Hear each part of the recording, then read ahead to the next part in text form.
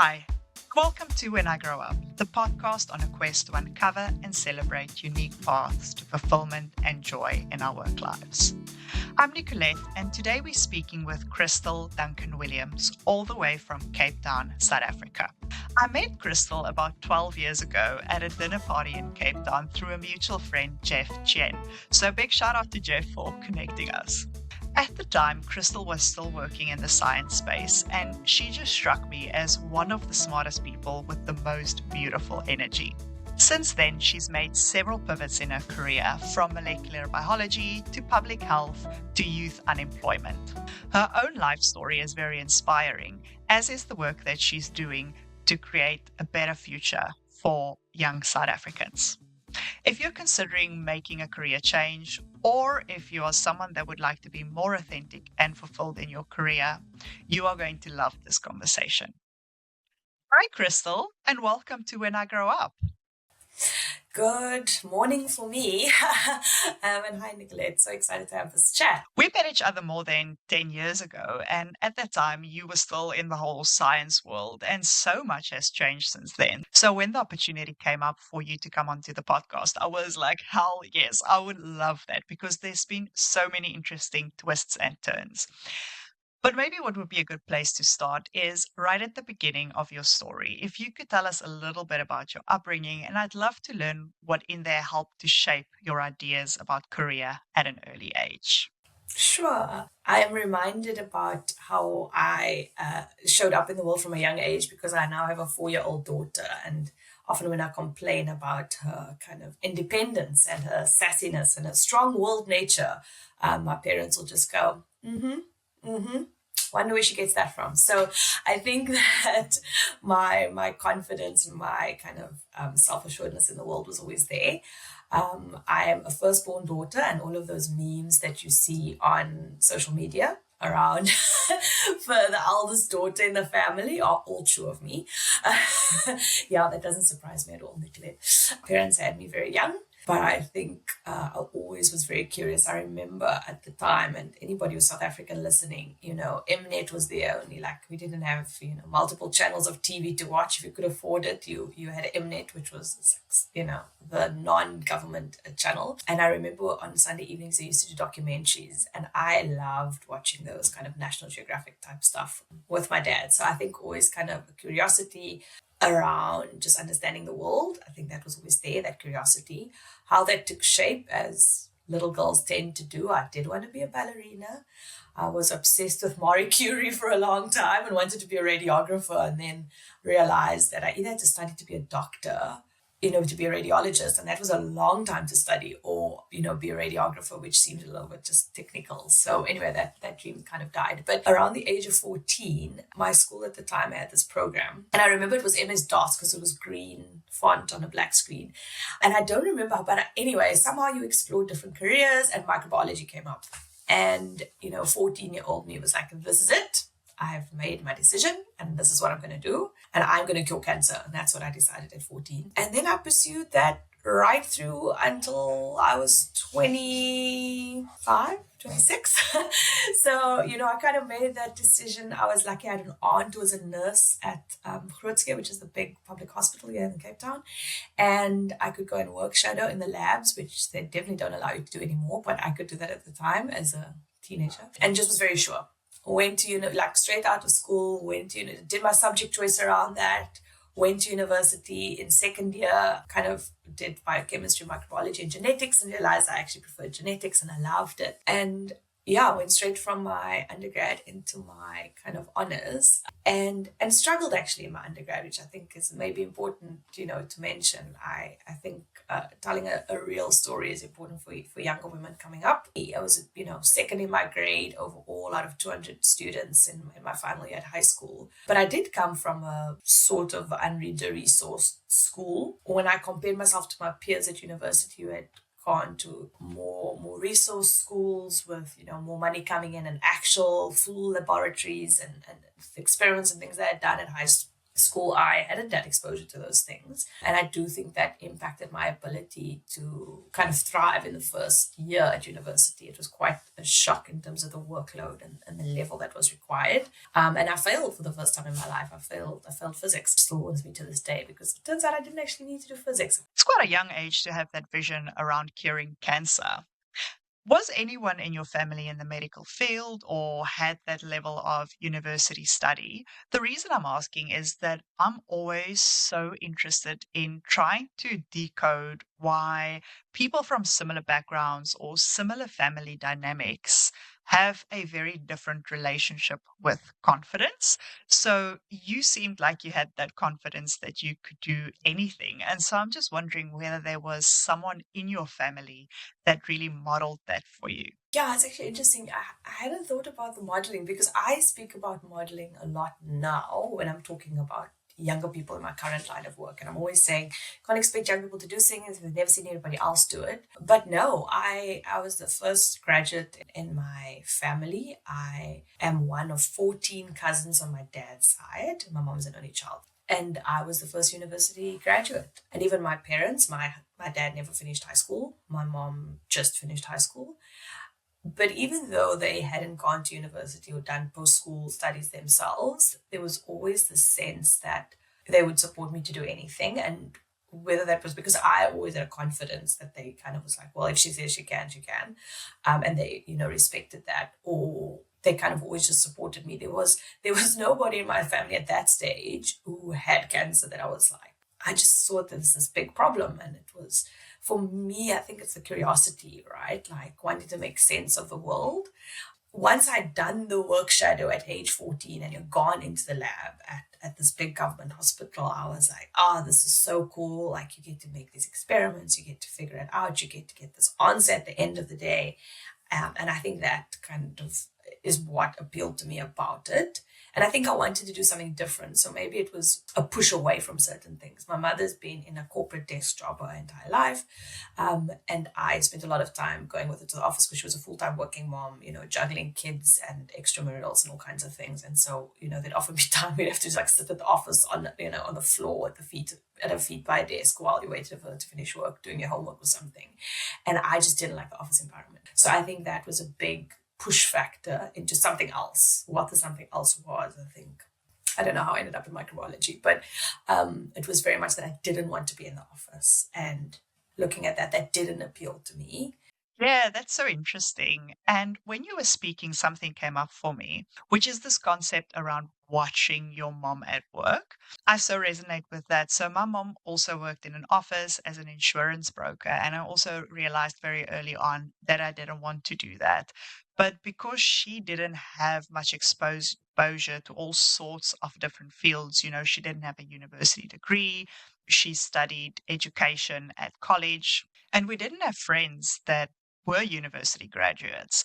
But somehow I also had this belief that I could do anything. And I think so there's almost that beautiful ignorance in the most respectful way of use of the word that, had she had more exposure, she might have recognized in me, that some of my aspirations were a bit wild and said, maybe actually, maybe you should be considering doing something else. Maybe that's not so suited to you. But she didn't have that. And so the world was my oyster. And I also had all these grand ideas, like I wanted to become president, by the way, but I know that's not happening. Maybe then if we can chat a little bit about your career journey, because you were the first graduate in your family. So I'm really curious about whether there was any pressure, like even if it was self-inflicted, to stay within the career path that aligned with your chosen study. You've, of course, chosen a very prestigious initial career path. And since then, you've made a lot of pivots to genetics, to public health, to youth unemployment. And of course, you have a new adventure coming up. So if you can take us maybe through your career journey and then also especially those pivot points where you realized actually that you wanted to be doing something else with your life, or at least the next period of your life. What was going through your mind and what did those pivot moments look like in real terms? Sure. And thanks for sharing that, Nicolette. I don't think I've ever thought about it like that, but you're right. It actually is because our parents didn't have a blueprint for what this could look like. And because I envision that, as teenagers, we're probably pretty similar. And our parents are like, well, if she thinks she's going to do it, she's probably going to do it. So let's just support her in this thing as best we can. And I do remember my dad having it, and he was right. He was like, you're not going to make any money doing that, but okay, fine. And he was right. Science doesn't pay that well unless you go all the way to PhD level and work for the pharmaceuticals, which is a whole nother conversation on ethics. But so I couldn't find a job. And, woman of color in South Africa, I'd done STEM. I'd been told that the world was going to be my oyster. And I handed my thesis in October and couldn't find work. And because my parents didn't have social networks in the field that I was going into, we looked in the newspaper. Where else were you going to look? We didn't know where to look for work, and I just couldn't find anything. I ended up studying Avon with an honors in genetics because I was at home and I was desperate to not just be stuck at home. And then ended up actually being contacted by the South African police force because I had gone to some event they'd held on campus like 2 years before that, and saying they were looking for forensic analysts. And I was like, oh, a job finally. But of course it was government and it took forever for them to actually hire me, but fine. So I started on the 1st of June of 2008, having finished my degree in October, which I think is, again, important to tell people that you think you're going to graduate and suddenly you're going to step into something. And that doesn't always happen. Doesn't mean you're a failure if you made a terrible life choice in studying whatever you studied. It is just hard, and I think it's probably gotten even harder. And then working for the police was horrendous. As you can imagine, a government organization, very bureaucratic, micromanaged, not very cognitively stimulating. There's a copy-paste kind of mode of the work, which was not me. So pretty soon I realized that as cool as CSI looked on TV, it wasn't like that in real life, and it's not the environment I wanted to be in. But again, I could barely find that job. Where would I find another job? I must confess that when I saw that police work on your CV, I was like, oh my God, that is so cool. So yes, I think CSI has fooled me as well. I think we've all been fooled by CSI. It's not nearly half as glamorous or exciting. You don't go to crime scene, somebody else does that. You just get the bag of stuff, So I started looking quite quickly. And I think, again, the importance of social networks, because after a year of doing the work, whereas I can tell you, after the first month, I was kind of like, oh, this is not for me. But after a year, and again, because I lived at home, but I had student loans to pay off, and so I had the responsibility of paying that off. I really wanted to buy a car for myself. My parents were not in the financial situation to buy a car for me. I was trying to save up, obviously, for the car, so I couldn't just drop the job, right? Stuck in it, even though I was miserable for a lot of it. And then in desperation, Facebook messaged everybody that I could remember from who I'd interacted with when I studied and who I was friends with on Facebook at the time, and said, if you hear of anything, I'm looking. And through that, ended up at my next job. Ended up working in a research lab, working on cancer treatments. I got to my dream. And at that stage, sort of realized the idea of curing cancer was, really the dream of a teenager who didn't understand the science behind cancer at all. I think what was pivotal about that role was that my boss at the time really obviously saw something in me and gave me a lot of rope, which a technician job can be, again, very copy and paste. You just support the lab, you order things, you make reagents. But he gave me a lot of scope to get the qualifications to be able to do testing on animals. He gave me the scope to help write funding proposals with him. I used to sit with him and write funding proposals. So a real great skill there. I got to first author, publications in peer-reviewed journals, which research technicians hardly ever get to do. So he gave me, once he saw my potential, he gave me a lot of scope. And he really believed in me, I think, which also kind of helped me believe in myself and that I could do that. Because I think, to your point, when you come from a family that you don't have that model, you have imposter syndrome a lot. And I think as women, we have imposter syndrome generally, but I think it's exacerbated when you don't have a model to look to. And then at 25, I always had a quarter life crisis because I was just like, oh, do I want to be in the lab for forever? Actually, I'm a really social person. I like to talk, as you can tell. And the lab's a very isolating environment, which weirdly, people had told me when I was 18 and said I was going to do this. And they're like, oh, but you're quite an extrovert. And isn't the lab quite nerdy? And you're going to be inside all the time. And then there was something which I think has driven me ever since, a realization that I would love to see the difference I was making and feel it more in real time. So again, as I've now discovered is my modus operandi, just spoke to anybody I could. And because I was at a university in a research lab, attended various talks, because you never know what you're going to hear about, and attended a talk about health economics. Now, I didn't even know health economics was a thing at that stage, but I love the idea of it. I can use my quant skills from science. I can be in public health. I can be in health facilities. I can, figure out the health system, make sense of health, and be in community with people, have a real difference in people's lives. Like, oh, this actually really appeals to me. But economics, never done economics in my life. So I did a Coursera course, 2 courses, microeconomics, macroeconomics, like basic courses, just to kind of test if I liked it. And I loved it. And it was free and I could do it in my spare time. And then I decided, I think that's what I'm going to do. I'm going to do my master's in public health and health economics. I absolutely love that. And I think that's such a good tip or advice for people. Often you hear people saying, when they want to make a career change, that they're considering studying something new to pivot into that field. But it's a really difficult decision because it's so expensive to study.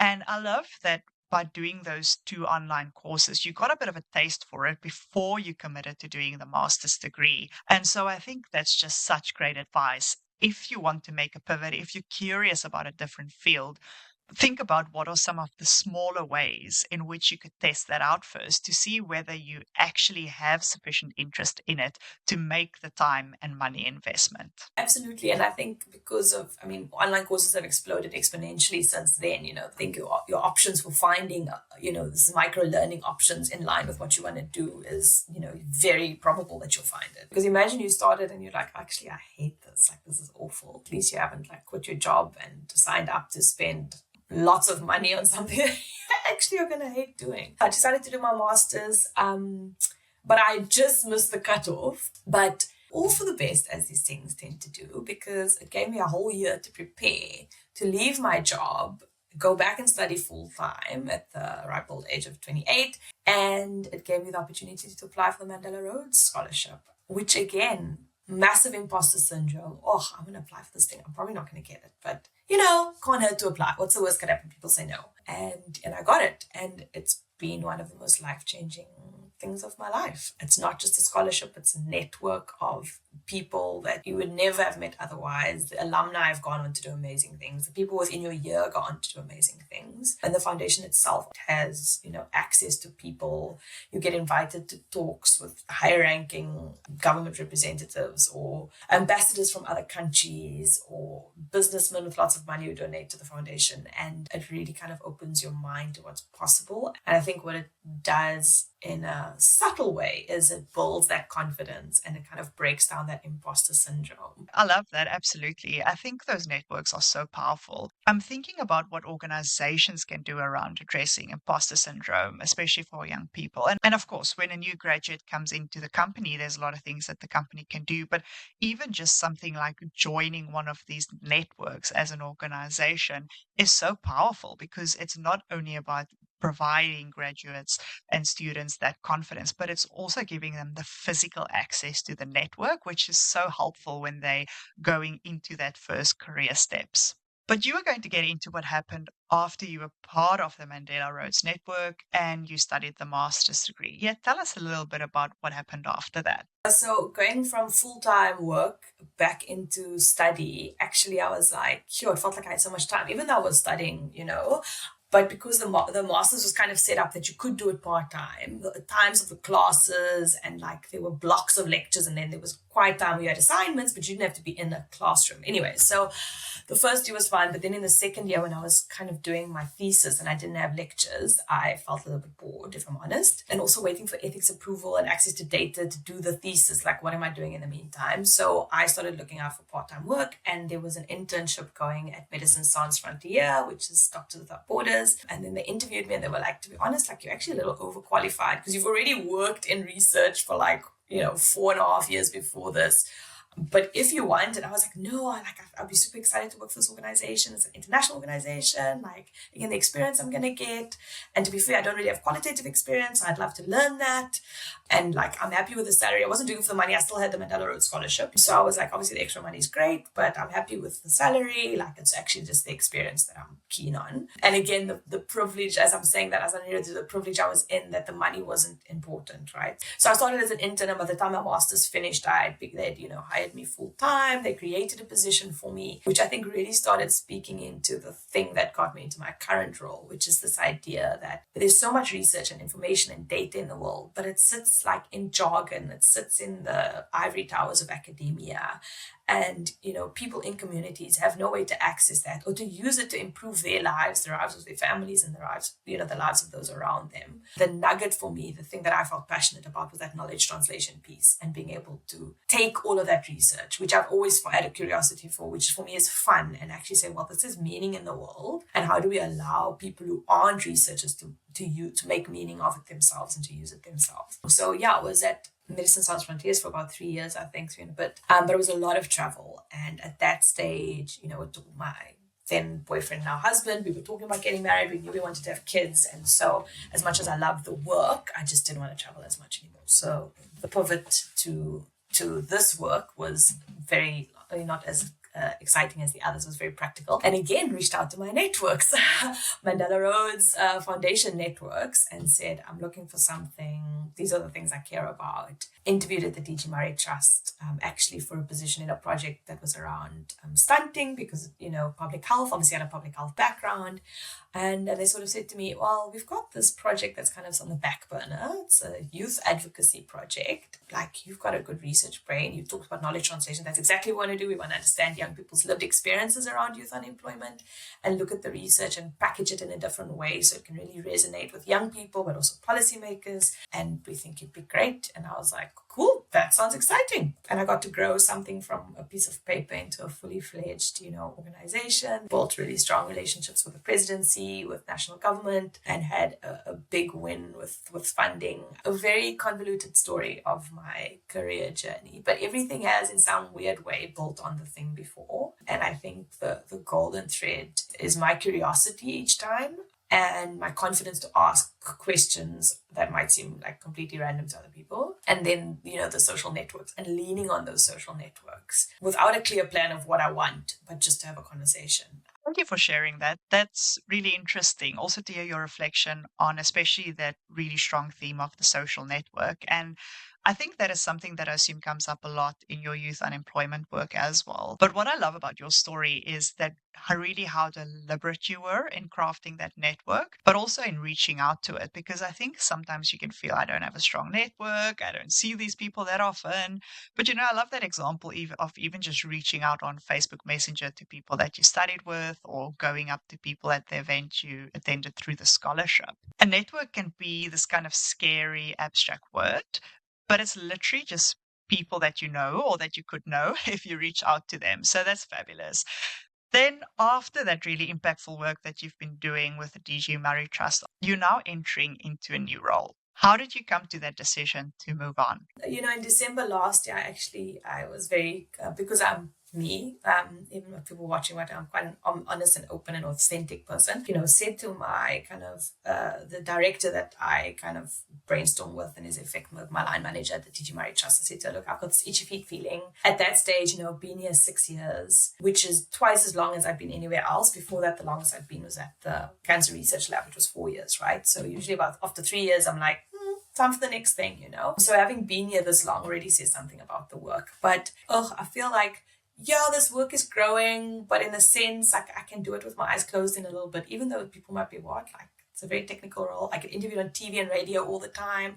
I don't even look at the questions anymore a lot of the time. So I kind of feel like I'm going through the motions a little bit. So what's next for me? So voicing that to my line manager, and off the back of that, a few months later, got an executive coach, which really also helped me refine the next phase of my career. And then at the beginning of this year, we were ahead of the South African national elections, which was a big one. And so we did a road show as Youth Capital. And coming back from that, I've got a 3-year-old and a 4-year-old, and traveling so much and being away from home often, even though it was 2 days here, a day there, 3 days there. I started feeling like, sure, I'm missing out a lot. And I feel like youth capital is ready to go to the next level, which is going to need the project lead to be in those meetings. It's going to need you to be on those panels. It's going to need you to be like on the road, meeting organizations, making those networks for the project. And that's what the project needs. And I don't feel like I can do that anymore because I'm doing it grudgingly now because I feel like I'm missing out time with my kids, which is time I'm not going to get back. And that is such a weird thing for me to have realized about myself because for most of my life, I didn't want children.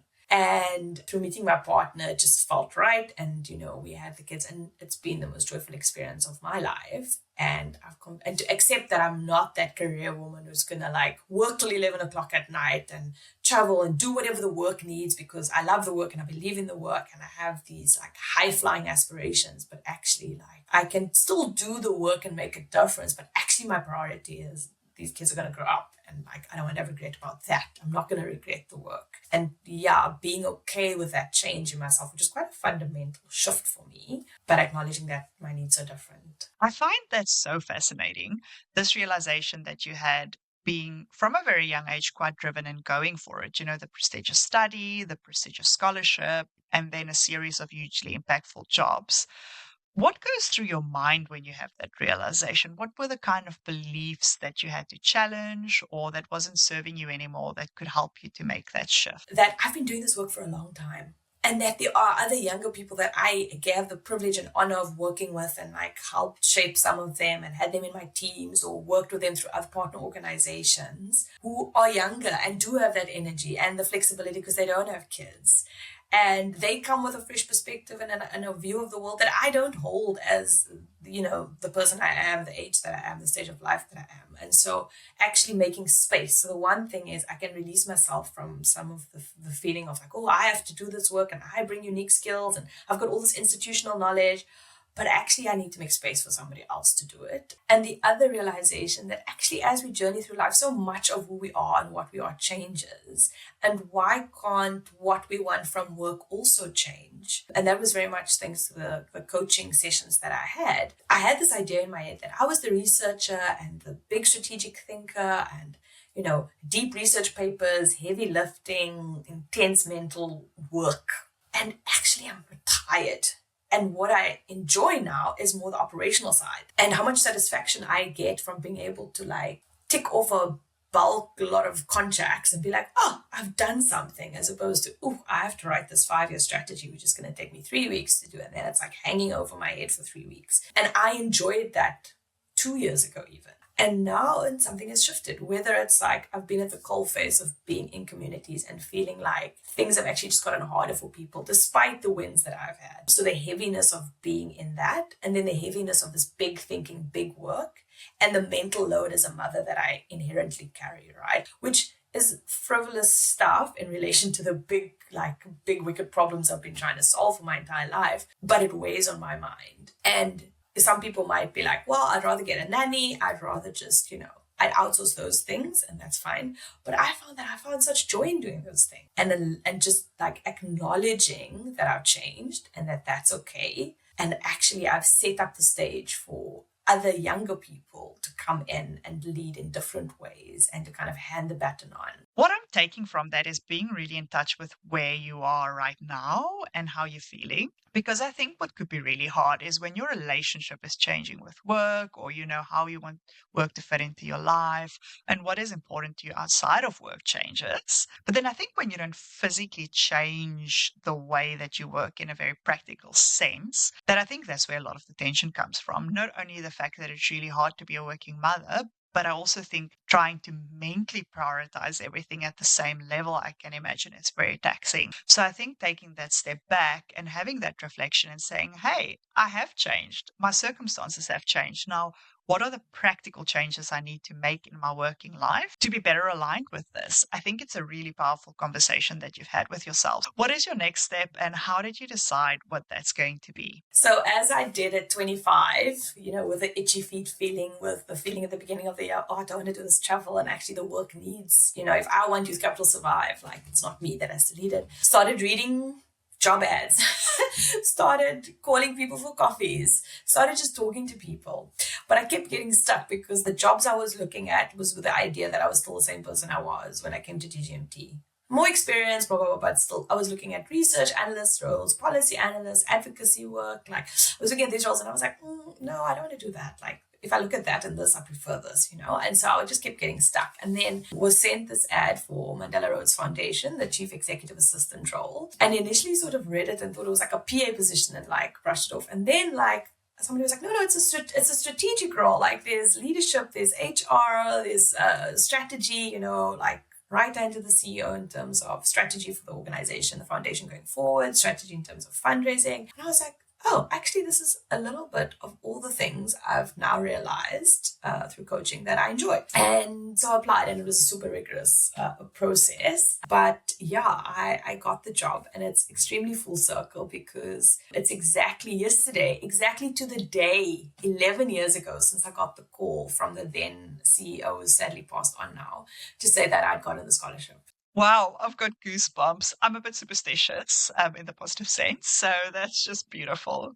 And I am very excited. I'm excited to go into a more senior role, to get to engage and work with the next generation of young African leaders across the continent. I'm excited for the Pan-African experience, which I haven't had. I'm excited it feels like coming home a little bit because all of it's a small staff team and they're either the same staff who were there 11 years ago when I had the scholarship or they're alumni. There's an excitement and a love waiting for me in a new workplace, which how often do we ever get to have that? Usually we're walking into a room full of strangers. So that's such a gift. Knowing the impact of the scholarship and knowing how much it fundamentally has changed my life and clearly continues to change my life 11 years down the line, to be able to be part of that story for, the next however many cohorts is really, really special. And I'm very excited. Just when you were talking, I already said I've got goosebumps, but it's like a full circle because you're going back to an organization that's been very meaningful to you, but also everything that you've learned throughout your career and all these major insights that you've had along the way. It's like paying that back to the organization and also empowering through that organization the next generation to find their authentic careers and their authentic selves in it. So on the topic of authenticity, which is, of course, one of the major pillars underlining the conversations we're having on this podcast, my hypothesis is, and it's of course supported by the work of others, that authenticity and really honing your authenticity is one of the major pillars to finding fulfillment in your career. And I'm just wondering, with the work that you've done with the youth, but also your own insights, what is it that we as a society need to do differently? I think it's an important question, not only for the youth that you've been working with, but also for all of us, because I see those expectations that were set when we were children or students, that they actually stay with us, whether you're 20, 30, 40, 50. And so I think we have to be more open around the things that we've been telling ourselves, that our parents have been telling us, that our grandparents have been telling us, that just doesn't hold true anymore. So if you could change anything about what we teach people about what a career looks like or what it should look like, what would you say we have to do differently? So I think firstly, it's the linearness, right? That you go to school, you do basic education, and then you go to university, and then you get a job, and then you go up the ladder, and your salary increases accordingly, and then you retire, right? That is like 1960s version of the world and is not true. And I see this particularly in South Africa. The world of work is changing so much. And I think in other, places in the world, probably more in the global north, that perception is shifting. But in a South African context, like it hasn't shifted. So that's what the message young people get from teachers. It's what they get from their parents, because their parents think that's like the way it is. And that's not the way the world works. I mean, my journey, I hope, demonstrates like I can support my family. I'm not struggling financially. I didn't have any help from my parents. This is all self-made stuff. But even with all my twists and turns, I'm okay. And that is not a failing to decide to take a left turn, because you don't lose the information that. So even though it might feel like, oh, you did this thing and now you invested 3 years of studying this thing and now you're going to do something else, there are skills and transferable skills. And, in the fifth industrial revolution, 21st century skills, whatever you want to call it, the softer skills, the way you learn to think, the way you view the world, the way you analyze the information you get from the world, those are the skills that are useful. what label we stick on it or what theories you learn around a particular course of study are far less relevant, because ChatGPT can spit that out for anyone in 5 seconds, right? So I think to acknowledge the transferable skills you get and say that wasn't a waste of time, to release yourself from that guilt, and that it's not linear, and that sometimes you'll take a sidestep, whether that feels like in terms of salary or in terms of position, it might feel like a sidestep. I think to allow yourself that when you can. Yeah, that's super powerful, because I think that often you feel like you've made this investment in something and you don't want to have that as a sunk cost. So when you move on to the next thing, that can be really scary. And I think that it's important to realize that when you pivot, that is going to happen. That's part and parcel of it. And that's okay. You just touched on kind of that era we are in now. I think the skill around pivoting in our career is going to be so important, because so many jobs are going to go obsolete. The job market in 10 years, 15 years is going to look completely different to the job market today. You're going to have to be prepared, and they're going to have to hone the skill of deciding what's next. How do I take my skills with me, and how do I practically make that change? We're going to end on a few rapid fire questions, but before we do that, I just wanted to check in with you whether there's anything else on your mind that you really wanted to share with listeners. Yeah, maybe just the last point around motherhood. That motherhood is hard. So I had postpartum depression hit me hard when my baby was a year, which might, again, people are like, oh, that's not the right time to have you have postpartum depression. You have a tiny baby, not when your baby's a year. And again, there's no right or wrong to these things. But motherhood was actually mentioned that people like me, high achievers, organized, planning, strategic thinkers really struggle with motherhood because there's so much unpredictability around it. And postpartum obviously does affect people like me. But you just get on with it, right? So I had 2 babies, both born premature, both in COVID. So born 2 months premature in the neonatal ICU, extremely terrifying. And I just soldiered through. I took my standard maternity leave, came back did my intense job, managed people, juggled it, just kept going, right? Had postpartum depression, took 1 day mental health leave, got on meds, got therapy, just carried on. So did all these things without really reflecting on how intense all of this stuff is. And I think now I'm like, oh, well, no wonder I feel tired mentally and emotionally. And no wonder I want work that feels a little bit lighter in many ways. I think just particularly around career-driven women who also choose motherhood, to say, give yourself a little bit of space. It's hard in the early days. My kids are 4 and 3 now, and I'm only taking a step back now and being like, oh, I got through all of that. Okay, now what about me? And that when motherhood changes you, when we speak about the way it changes you in your home life, your view of the world, but I don't think we speak enough about how it changes your relationship with your career, and to just say to people to pause whenever that pause is possible for you. Yeah, absolutely. I think we talk a lot about how organizations need to change, and absolutely, there's so much work to be done to give working mothers the opportunity and to not make it such a big trade-off that either you're a good mother or you get to have a great career, and actually just make it possible to do both. But I think equally what I'm hearing from you is to take stock and to see whether your aspirations and the relationship you want to have with work is still the same. So we're going to end on a few rapid fire questions. You good to go? Okay, fabulous. So the first one is, if you didn't have to work, what would you be doing with your time? Oh gosh, okay, so travel is the thing. I miss dancing and yoga and exercise. My children wouldn't be at school for as many hours as they are. And just learning, I think I would do short courses on history and the things I never explored in my life so far. The second one, if you had to choose one of your past jobs to do for the rest of your life, which one would you choose? The one that I'm in, which I'm leaving, I'm gonna trick the system a little bit. I'm on the cusp of leaving. It's the only job where I did at moments feel like, sure, if I did this for the rest of my life, it wouldn't be so bad. I never ever felt that with any of my other jobs. So what a privilege. Okay, third one. If you could get a do-over for one of your career decisions, which one would it be? So I don't know, it's a career decision, but I would not have taken physics. I mentioned that already. Clearly, you can see this is a bugbear of mine. I know it's study, it's not a career choice, but I would have studied something else which might have opened my mind to or given me a different skill set for the career. Okay, fourth one. If you could go back in time and give your younger self one piece of career advice, what would you say? That you are enough. And even when you feel like you're not, you wouldn't be there. There's people that have years of experience that have chosen you to be in the space that you're in. And you think you know better than most people, but you don't know better than them. So if you're telling yourself that, oh, they made a mistake, just block that voice out. Yeah, we keep on continuously trying to prove our worth and that we deserve to be here. Whereas the fact that you are here is proof enough. Now get on with it. But that's really hard to do. All right, so the last one. It's just for you to complete this sentence.